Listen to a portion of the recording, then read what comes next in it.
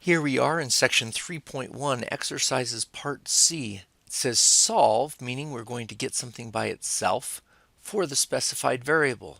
So in this case, p equals fx plus bn. For f, we're trying to get f by itself.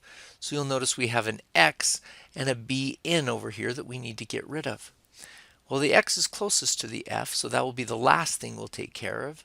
And then you've got this added bn. By order of operations, multiplication has tied these two together before being added, so that's what we can get rid of, is minus the bn from both sides. And it will, on the left-hand side, will be p minus bn equals, on the right-hand side, we just have fx. So we got rid of this addition. That was great. Now, what else is by the f that we're trying to get by itself? It's the x. And how do we undo multiplication? With division. So we now have f equals p minus bn all over x that cannot be simplified anymore. Let's check our answer. F equals p minus bn all over x. Good. Number 10. F equals xf minus xz all over 2, and we're trying to find for little f again. There's the little f right there, and you'll notice it's timesing the x and then subtracting the xz, which are multiplied together, so they're one term, and then divided by 2. How do we undo a division by 2? We times by 2.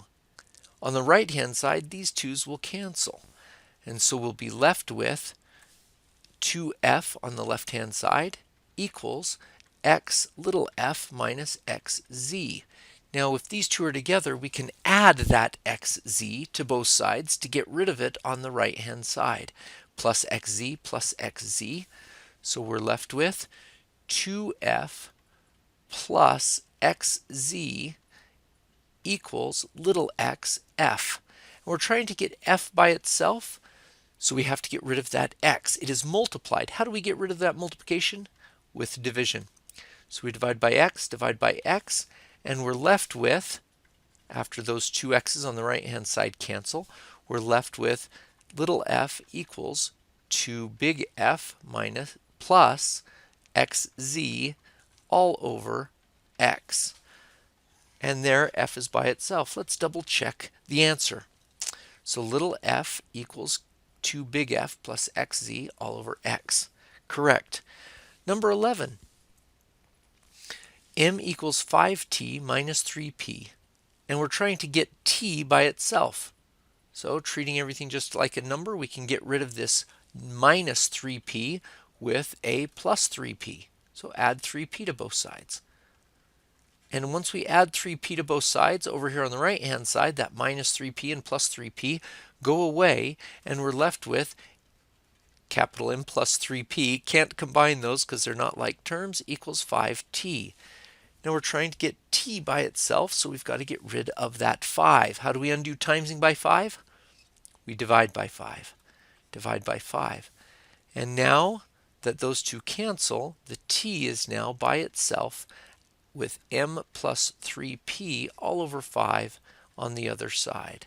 So let's double check that answer. T is capital M plus 3p all over 5. Good. Number 12. We now have LSA equals pi RL, and we're trying to get it for R.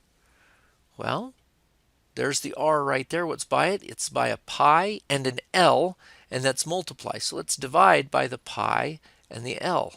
Divide by pi L. When the pi's cancel and the L's cancel, we're left with R equals LSA over pi L. And we've just created a formula from one that we previously had. Let's check and see if that's correct. R equals LSA over pi L. Good.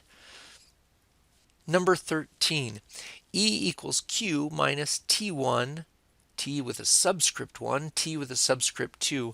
Those subscripts just let you know that this capital T and this capital T are different variables. So T1 and T2. We're trying to get Q by itself.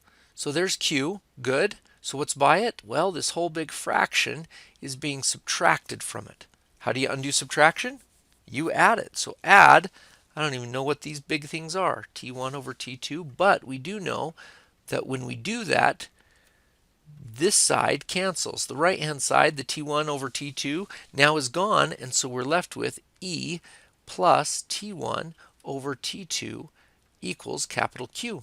And that's all we were asked to do, is get Q by itself. Let's double check that. Q equals e plus t1 over t2. That is correct. Number 14, we're trying to get G by itself. So let's highlight where the G is. Good. These guys are put together as one thing.